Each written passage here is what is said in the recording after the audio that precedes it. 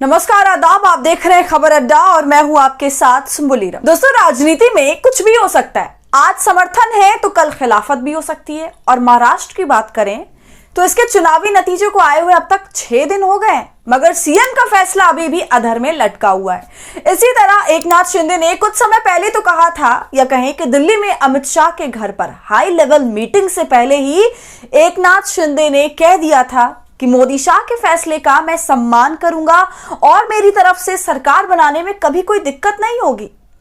लेकिन असल में कितनी दिक्कत अब हो रही है, इसका अंदाजा आप इस खबर से लगा सकते हैं।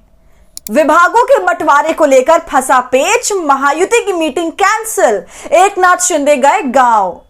सुन रहे हैं आप, एकनाथ शिंदे अपने गांव के लिए रवाना हो चुके हैं, क्योंकि महाराष्ट्र में नई सरकार में विभागों को लेकर पेच फंसता नजर आ रहा है और शर्तें ऐसी डाल दी हैं कि महायुति का संकट और भी गहराता जा रहा है। और इसके चलते जो महायुति की एक अहम बैठक होने वाली थी वो भी कैंसिल हो गई है। इस बैठक के बाद ही सीएम का नाम ऐलान होना था, लेकिन अब तो मीटिंग ही कैंसिल हो गई। इसके अलावा दिल्ली में महायुति के सभी दिग्गज नेताओं की मीटिंग की एक तस्वीर भी खूब वायरल हो रही है। लोग उस पर जमकर चुटकियां ले रहे हैं। देखिए, इस पर खबर भी मौजूद है। देवेंद्र फडणवीस के चेहरे पर मुस्कान, एकनाथ शिंदे का चेहरा क्या कहती है मुलाकात की ये तस्वीरें।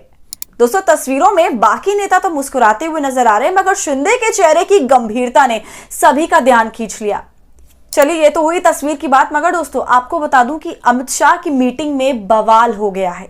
एकनाथ शिंदे को मुख्यमंत्री का पद मिला नहीं है और वो उप मुख्यमंत्री का पद लेने के लिए तैयार नहीं है।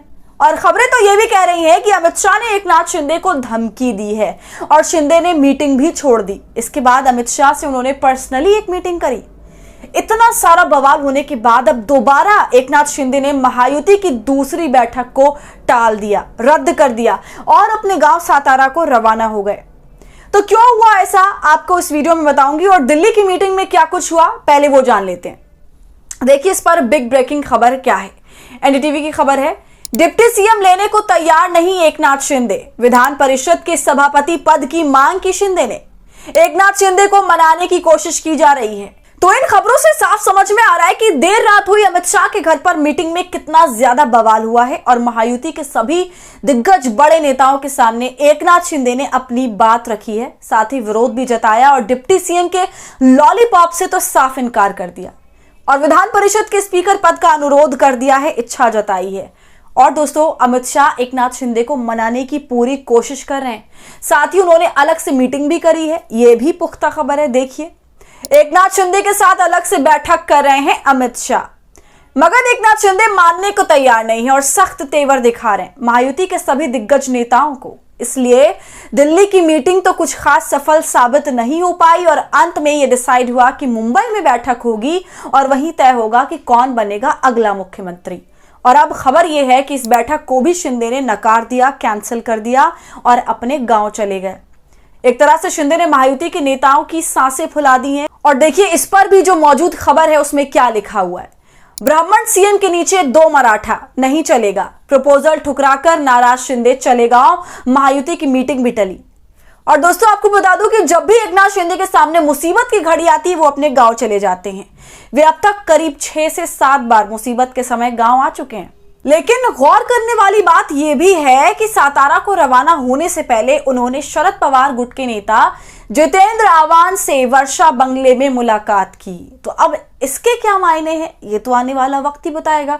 लेकिन जो असल बात है वो ये कि बीजेपी अजीत पवार के समर्थन पर सरकार आराम से बना सकती है, मगर वो शिंदे को खोने के पक्ष में नहीं है।